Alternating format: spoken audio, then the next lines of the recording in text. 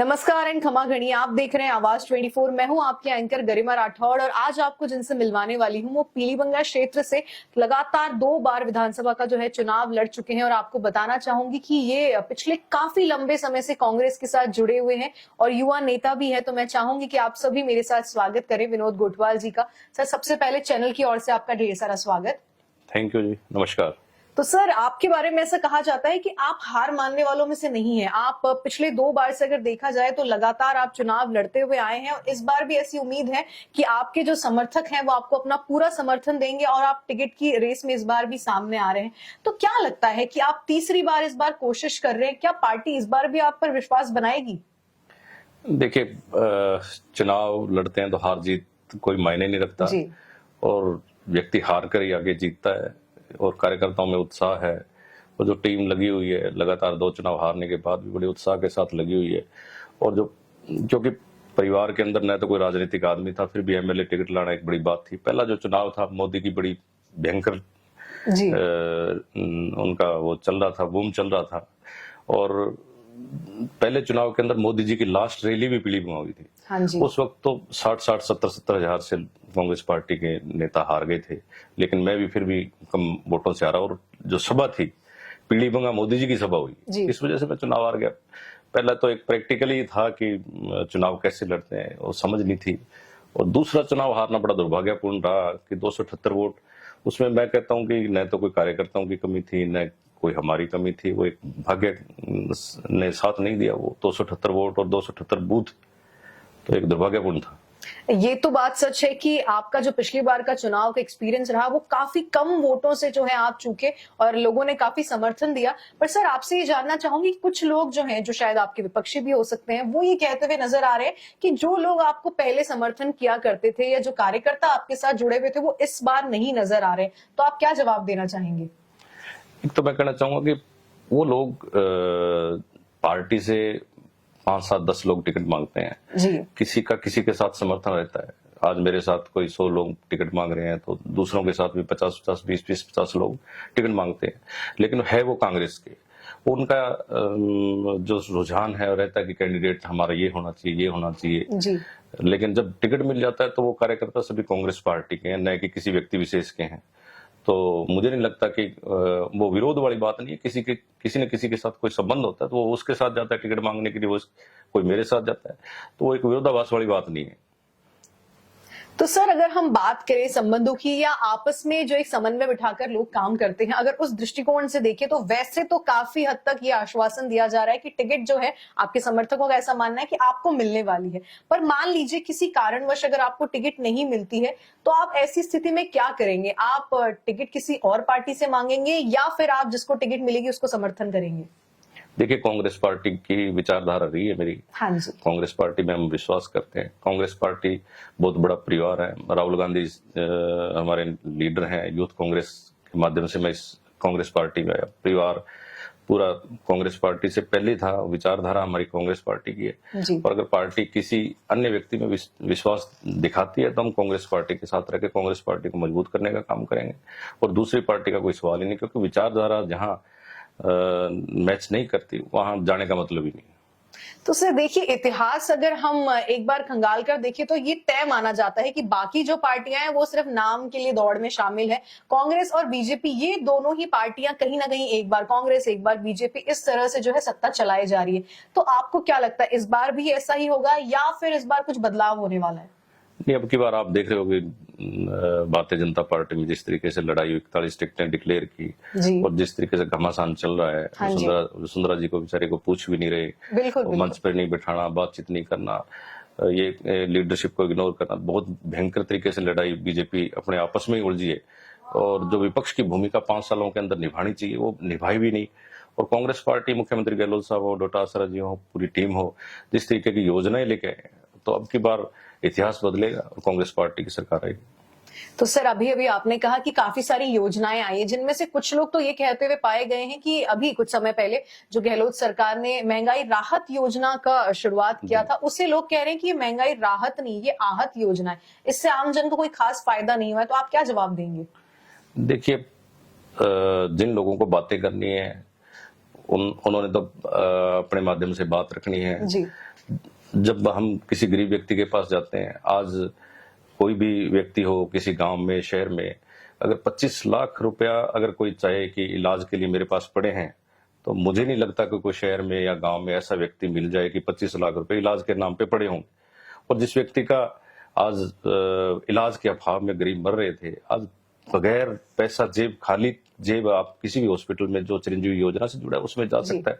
उस व्यक्ति को पता है, जो लाभार्थी है, कि मेरी जो स्थिति थी, मेरे पास 5-4 लाख रुपए नहीं थे, मैं इलाज के अभाव में मर जाता। उस व्यक्ति को पता है कि इस चिरंजीवी योजना क्या है, सरकार की योजना क्या है।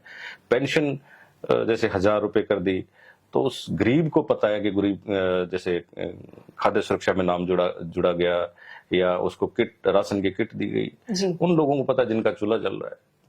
जिनके पास अगर कोई ज्यादा पैसे हैं वो तो हो सकता है ऐसी बातें करें, लेकिन चिरंजीवी का लाभ लेकर भी कुछ लोग कांग्रेस के खिलाफ बोल रहे हैं, वो मैं तो कहूंगा कि दुर्भाग्यपूर्ण है। वो लोग अपनी विचारधारा को छोड़ नहीं पा रहे, और योजनाओं को, अगर आपको लग रहा है कि कहीं योजनाएं गलत हैं, तो आप उसका विरोध करते विपक्ष में बैठे थे। तो सर, इससे ना एक सवाल जहन में ये आ रहा है कि हम सभी जानते हैं कि इस वक्त पीलीभंगा के जो वर्तमान विधायक हैं वो बीजेपी से हैं, और अगर हम राजस्थान की बात करें तो हमारे जो सीएम है वो कांग्रेस से है। तो सीएम द्वारा जितनी भी योजनाएं लागू की गई, क्या उनका फायदा भी पीलीभंगा वासियों को मिल रहा है?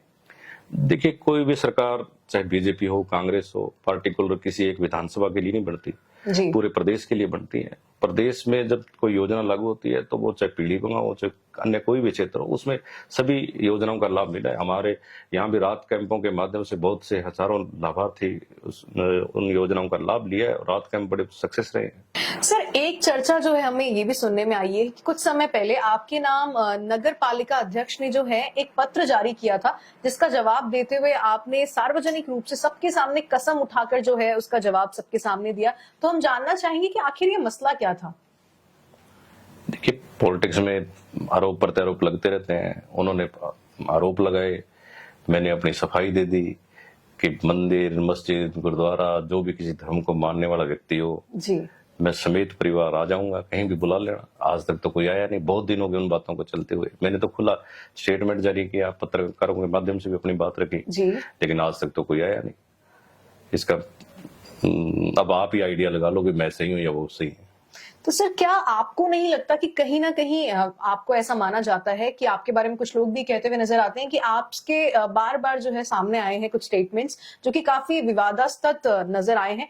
तो क्या आपको कहीं ना कहीं लगता कि आगे जो आने वाले चुनाव हैं उनमें कहीं ना कहीं नुकसान हो सकता है इस सीधे भाषा का प्रयोग करने वाले लोगों के लिए? और अगर मैं कहूँ कि आपके लिए, तो आप क्या जवाब देंगे? देखिए, एक तो मैं जो दिल में आता है साफ बात करनी चाहिए। मेरे इस पॉलिटिकल करियर के अंदर मैं पॉलिटिक्स में जाना ही नहीं चाहता था जी, क्योंकि इसमें लोगों को पसंद है कि झूठ बोले, गुमराह करे। लेकिन मैंने आज तक के करियर के अंदर झूठ जो शब्द है, अब लोगों को लगने लगा है कि विनोद सही है, कम से कम जो बात करेगा वो सही निकलेगी। और झूठ बोल करके वोट लेना मुझे लगता है कि गलत है। और झूठ वोट के न तो आगामी भी अगर परमात्मा मुझे चाहेगा, टिकट देगा, तो मैं झूठ मार करके वोट लेना पसंद भी नहीं करता, क्योंकि जिस बुनियाद पे अब टिके हुए लोग विश्वास करते हैं, और गुमराह करके वोट लेना मुझे लगता है खतरनाक है। और जो विवादास्पद बयानों की बात आई, तो पॉलिटिक्स के अंदर तोड़ मरोड़ के बयानों को पेश किया जाता है। और जो व्यक्ति 15 साल से पॉलिटिक्स में है, और जैसे चुनाव आते हैं 20-25 दिन के अंदर, और कहता है कि इसने ये कह दिया, वो कह दिया, ये बातें चुनाव के 20-25 दिन ही चलेंगी, उसके बाद वो खत्म हो जाती हैं। लेकिन उसका कहीं न कहीं खामियाजा भी भुगतना पड़ जाता है, क्योंकि बहुत से लोग जो गुमराह हो जाते हैं और हो जाते हैं। लेकिन 15 साल के अंदर अगर विनोद गोठवाल गलत नहीं हुआ, तो 15 दिन में गलत होने वाला नहीं है। ये बात बिल्कुल सही है। और सर, आपसे और हमसे ये बात छुपी नहीं है कि अभी कुछ दिन पहले बीजेपी ने जो सूची जारी की थी, उसके हिसाब से देखें तो वसुंधरा जी, और यूं कहते हैं कि वसुंधरा जी के गुट से जुड़े जो लोग हैं उनको पूरी तरह से जो है नजरअंदाज कर दिया गया है। तो कुछ लोगों का ये भी मानना है कि आप जो है सचिन पायलट जी के ग्रुप का हिस्सा माने जाते हैं, या मैं कह लूं कि आप उनके कदमों पर चलते हुए नजर आए। तो क्या कहीं ऐसा तो नहीं होगा कि इस बार कांग्रेस सरकार की जो सूची सामने आएगी उसमें आपको नजरअंदाज कर दिया जाए? देखिए, कांग्रेस पार्टी, मैं पहले भी आपको बता चुका हूँ, विचारधारा है कांग्रेस पार्टी के अंदर। हमारे लीडरशिप खड़गे साहब, राहुल जी, सोनिया जी हैं, और किसी व्यक्ति के साथ संबंध होना अलग मैटर है, लेकिन मैं एक कांग्रेस पार्टी के विचारधारा से बिलोंग करने वाला व्यक्ति हूँ और लीडरशिप जो काम कर रही है, जिसके सानिध्य में कांग्रेस पार्टी मजबूत है, एक है। और अब आजकल आप भी देख रहे हो कि सारे जो बिल के पायलट साहब हो, गहलोत साहब हो, डोटासरा जी, तमाम जो जितनी लीडरशिप है इकट्ठे बैठ करके एक मंच पे और टिकटों का काम हो, अन्य जितने भी सभाएं हो, सारे इकट्ठे कर रहे हैं और बड़ा उचित फैसला करेंगे। और पार्टी ने जो सर्वे भी करवाए हैं, अगर मेरा सर्वे ठीक आए तो मुझे नहीं लगता कि कोई गहलोत साहब का, पायलट साहब का, डोटासरा जी का पार्टी अगर सर्वे सही आए तो विश्वास दिखाएगी। मुझे नहीं लगता कि ऐसी कोई बात कांग्रेस पार्टी में है। तो सर एक सवाल और यहाँ मैं इसके साथ जोड़ना चाहूंगी कि सीएम अशोक गहलोत जी द्वारा ये जो कुछ स्कीमें लॉन्च की गई है, चाहे वो भामाशाह हो, चिरंजीवी हो, या फिर अभी कुछ दिनों पहले फ्री जो एंड्रॉइड फोन्स अवेलेबल करवाए गए थे, इस तरह की ढेरों ऐसी स्कीमें हैं जो कांग्रेस सरकार ने लागू की। तो क्या आप भी आम जन या फिर कह लूं विपक्षी जो आपको नहीं पसंद करते या कांग्रेस सरकार की विचारधारा के साथ मेल नहीं खाते, उनका मानना है कि ये जो सारी स्कीमें हैं ये सिर्फ और सिर्फ जो चुनाव लड़ने वाले लोग हैं उनको फायदा पहुंचाने के लिए, इसमें आम का कोई फायदा नहीं है? तो आपको क्या लगता है, आप कितना सहमत है इस बात से? देखिए, कांग्रेस पार्टी एक निचले तबके को, अंतिम पंक्ति के व्यक्ति को ऊपर लाने का काम करती है जी। जो पिछड़े हैं, दलित हैं, गरीब हैं, जिन व्यक्तियों के घर पे चूल्हा नहीं जलता उनके आज चूल्हे जलने लग गए। सिलेंडर की बात करो, 11-1200 जो मोदी जी ने वाई लूटी थी वो 11-1200 का कर दिया। उसके बाद सिलेंडर वो एक ही भरवाया था गरीब आदमी ने। जब से गहलोत जी ने सिलेंडर की बात की, 500 में सिलेंडर देंगे, तो लोगों के जो है चूल्हे, गैस सिलेंडर घर पे दोबारा भरवा लिए गए। हाँ जी। और उसके दबाव में 200 रुपये बीजेपी को भी करना पड़ा। और जैसे ही मोबाइल की बात है, तो आजकल टेक्निकल जमाना है, हर एक गरीब व्यक्ति को भी हक है कि वो टेक्निकल इस दुनिया में आए। उसके भी बच्चे पढ़े लिखे हैं तो उसके बच्चे भी यूज करें। आजकल सारे काम मुझे लगता है कि मोबाइल पे होने लगे। आने वाले समय में जैसे ट्रांजैक्शन कोई कर दो और कर दो। बीजेपी वालों ने तो कहा है कि जो है एटीएम या जैसे कोरोना के अंदर लाइनें लगती थी या अन्य लगती थी, उन लाइनों को कम करने का काम बीजेपी चिल्ला चिल्ला के कह रही थी। और आधार कार्ड की बात कर लो, उनका भी विरोध किया था। उन लोगों ने सारी योजनाओं का विरोध किया। और मैं कहता हूँ राजीव गांधी जी टेक्नोलॉजी लेके आए तो उस टाइम भी विरोध किया गया था, लेकिन आज वही लोग उन्हीं चीजों का इस्तेमाल करते हुए आज प्रधानमंत्री, मैं कहता हूँ मोदी जी को इस टेक्नोलॉजी नहीं बना दिया कि वही लूट करके। तो ऐसे ये दुष्ट जो प्रचार कर रहे हैं, मुझे लगता है कि ये, मैं कहता हूँ कि इन योजनाओं के खिलाफ आप बोलो, क्यों नहीं बोलते? अगर गलत है तो आप बोलो इन योजनाओं के खिलाफ, लेकिन नहीं बोलेंगे क्योंकि उनको पता है कि इन योजनाओं का आम गरीब तक लाभ पहुंचा है। और लोग बोल रहे हैं कि हम कांग्रेस पार्टी को रिपीट करेंगे, इतिहास बनाएंगे। तो सर ऐसा देखा जाता है कि आप पिछले 2 बार से लगातार आप चुनाव लड़े भी हैं और बहुत ही गिनती के वोटों से जो है आपको हार मिली। तो ये तो तय है कि आपने इस बार भी जो है हौसला बनाए रखा है और आपके समर्थक आपके साथ खड़े हैं। तो इस बार जो आप चुनाव लड़ने वाले हैं, जो आप टिकट की मांग कर रहे हैं, तो इस बार स्ट्रेटेजी में ऐसा कौन सा आप बदलाव करेंगे जिससे जो हार है वो आपके खेमे से दूर भाग जाए और जीत का जो परचम है वो इस बार कांग्रेस लहराए? देखिए, मैनेजमेंट का चुनाव रहता है आजकल जी, क्योंकि ज्यादा मैं कहना चाहूंगा कि ऑफिसों का मैनेजमेंट हो, टूर का मैनेजमेंट हो, जो कमियां थी, पीछे कमियां रही, उन कमियों को दूर करते हुए आगे बढ़ने का प्रयास किया है। और जिस व्यक्ति के जहां बूथ को माइक्रो बूथ जो है, बूथ अगर मजबूत होगा, हमने अब की बार बूथ पे काम करने का सभी कार्यकर्ताओं को बोला कि बूथ पड़ेगा तो ही अपने जीत पाएंगे। बूथ पे काम किया है। और जिस तरीके से कि व्यक्तिगत लोगों को मिलना और मिलना, पीछे मैं तो 5 साल 10 साल में हर व्यक्ति को सीधा मिलने का प्रयास किया और मिला भी हूँ।